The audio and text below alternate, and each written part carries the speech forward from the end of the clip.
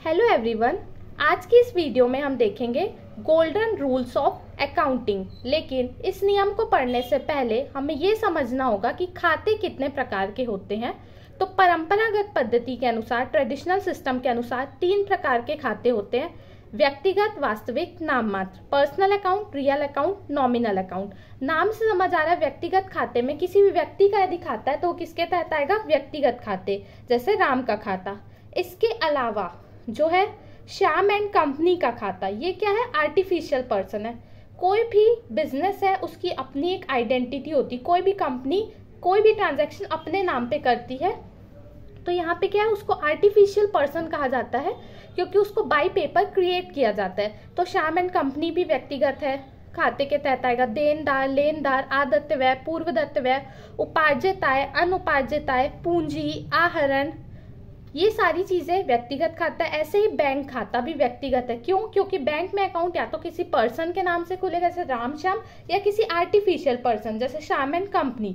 तो ये भी क्या आएगा? आपका व्यक्तिगत खाता है। उसके बाद है आपका वास्तविक खाता। तो वास्तविक खाते में आपकी क्या चीज आएंगी? जैसे भूमि है, भवन है, रोकड़ है। ध्यान रखना, रोकड़ और बैंक में अंतर है। रोकड़ जो है आपका वास्तविक है और बैंक क्या है? व्यक्तिगत है। इसके अलावा ख्याति, ख्याति क्या है?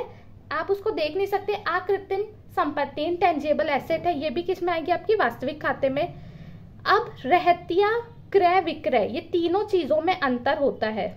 रहतिया मतलब वो सामान जो आपने लाया, जो खरीद के लाया लेकिन बिका नहीं, वो सब जो स्टॉक बच जाता है वो रहतिया है। रहतिया आपकी वास्तविक संपत्ति है। लेकिन क्रय विक्रय क्या है? एक तरीके से खर्चा और इनकम माना जाता है और ये सब किस में आता है? नाम मात्र खाते में।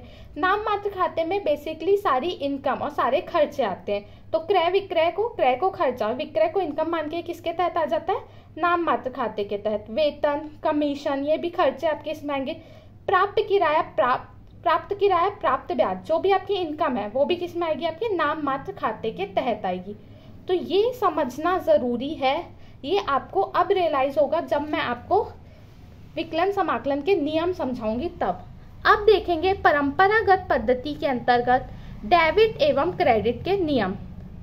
तो डेबिट का व्यक्तिगत खाते में नियम क्या है? पाने वाला व्यक्ति डेबिट होगा, देने वाला व्यक्ति क्रेडिट होगा। वास्तविक खाते में आने पर कोई भी चीज यदि भूमि आप खरीद रहे तो भूमि खाता विकलन होगा क्योंकि बिजनेस में भूमि आ रही है। और वो यदि आप भूमि बेच रहे हैं तो क्या होता है? अपन एंट्री क्या करते हैं? रोकड़ खाता विकलन भूमि खाते से। जब जाने पर क्या करा जाता है? वास्तविक खाते के तहत यदि कोई खाता है और वो जा रहा है बिजनेस से तो उसको समाकलन किया जाता है। नाम मात्र खाते में सारे खर्चे जो हैं विकलन किए जाते हैं, जैसे वेतन है, इस सब की एंट्री क्या होती है? वेतन खाता विकलन रोकड़ खाते से, क्योंकि वेतन खर्च है। वहीं आपको यदि ब्याज मिल रहा है तो अपन क्या एंट्री करेंगे? रोकड़ खाता विकलन ब्याज खाते से। जब भी आपका फायदा हुआ तो वो कहाँ पे आएगा? समाकलन में। चलिए, तो इस वीडियो में हमने देखा कि खाते, तीनों खाते व्यक्तिगत, वास्तविक और नाम मात्र खाता क्या है वो देखा, और परंपरागत पद्धति के अनुसार डेबिट और क्रेडिट का नियम क्या है। Thank you very much.